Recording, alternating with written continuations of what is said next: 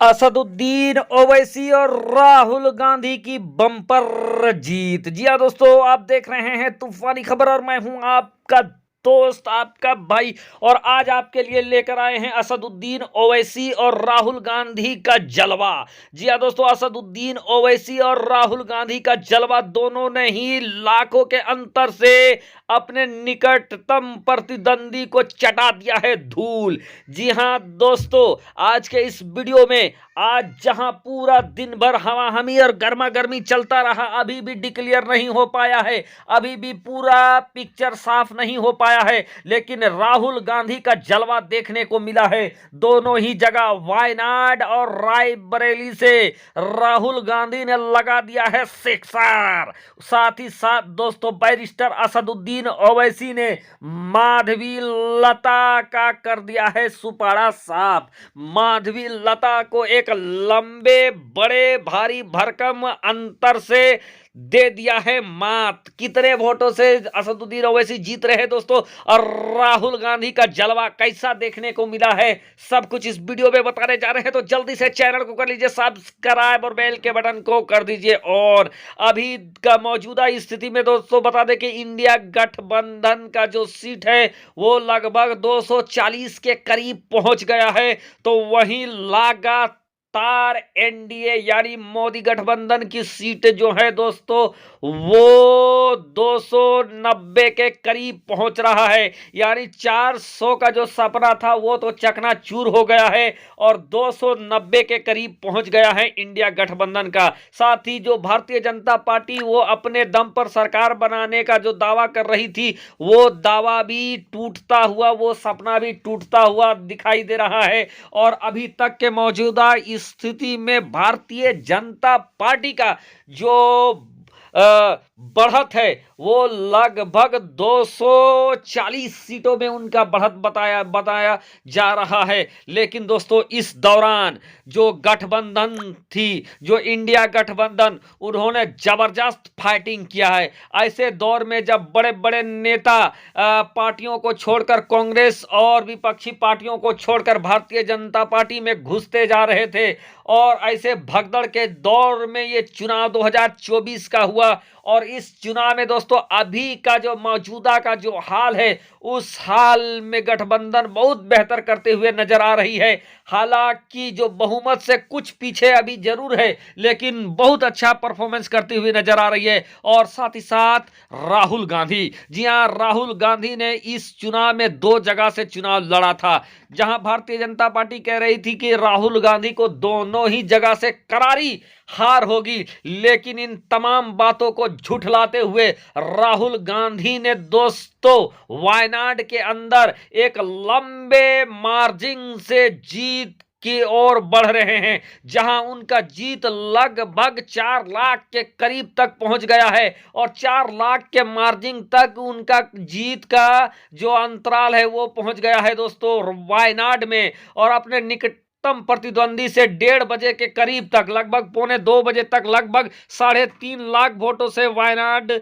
से आगे थे राहुल गांधी। तो दूसरी जगह रायबरेली में 2:30 बजे तक कितने वोटों से आगे थे दोस्तों आगे बताते हैं, लेकिन फिलहाल भाईजान की तरफ आ जाते हैं। भाईजान, जी हां, भाईजान की भी आज धकधकी बंधी हुई थी, क्योंकि एक दौर ऐसा आया था कि माधवी लता ने असदुद्दीन ओवैसी को पछाड़ दिया था, पीछे छोड़ दिया था। लेकिन उसके बाद फिर से भाईजान का तूफान आ गया, असदुद्दीन ओवैसी का तूफान आया। और उस तूफान में लगभग 2 बजे तक असदुद्दीन ओवैसी को लगभग 4.5 लाख वोट के करीब मिल गए थे। और अपने निकटतम प्रतिद्वंदी माधवी लता से हैदराबाद की सीट में असदुद्दीन ओवैसी लगभग 2.25 लाख यानी 2,25,000 वोटों के अंतर से बढ़त बनाए हुए थे।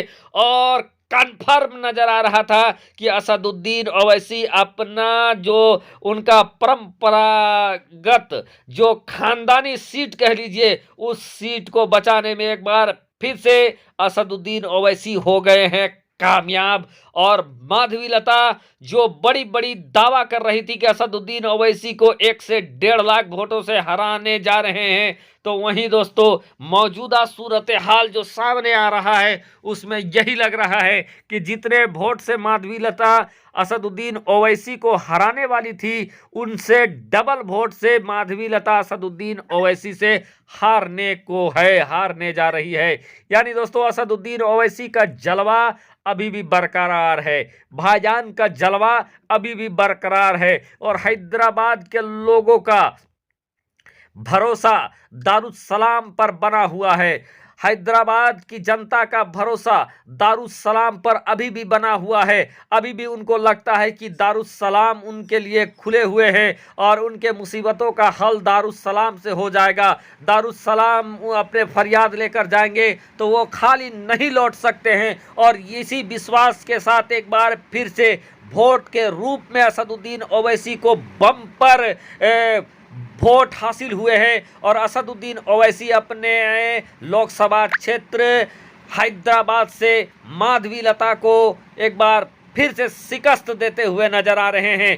यानी दोस्तों असदुद्दीन ओवैसी का जलवा बरकरार है। असदुद्दीन ओवैसी की पार्टी चाहे जो कुछ कहे, अख्तरुल ईमान जो एक समय लग रहा था कि वो किशनगंज से जीत जाएंगे, बिहार किशनगंज से, लेकिन बहुत देरी तक वो तीसरे नंबर पर बने थे। दूसरे नंबर पे आपके कांग्रेस पार्टी के उम्मीदवार थे, तो तीसरे नंबर पर अख्तरुल ईमान थे, और वहीं पर दोस्तों इम्तियाज जलील संभाजीनगर औरंगाबाद महाराष्ट्र से इम्तियाज जलील जो कि बहुत अच्छा काम किए थे अपने क्षेत्र में दोस्तों, लेकिन बहुत अच्छा काम करने के बावजूद दूसरे पोजीशन में नजर आ रहे थे इम्तियाज जलील।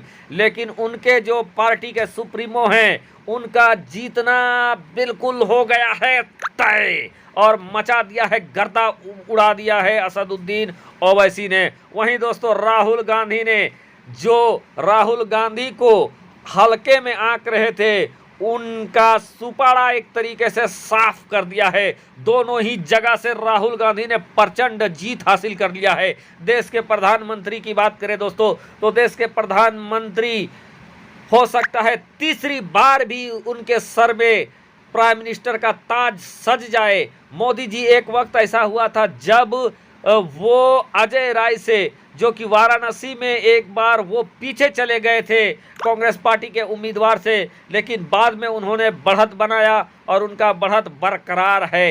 इधर दोस्तों आपको बता दें कि जो उत्तर प्रदेश है, उत्तर प्रदेश में योगी आदित्यनाथ का जो प्रचार प्रसार रहा, एक तरीके से आप कह सकते हैं कि उनका प्रचार प्रसार वहाँ खत्म होता, जलवा खत्म होता दिखाई दे रहा है। यही वजह है कि समाजवादी पार्टी और कांग्रेस ने वहाँ पर गर्दा उड़ा दिया है, भारी भरकम सीट ला रहे हैं।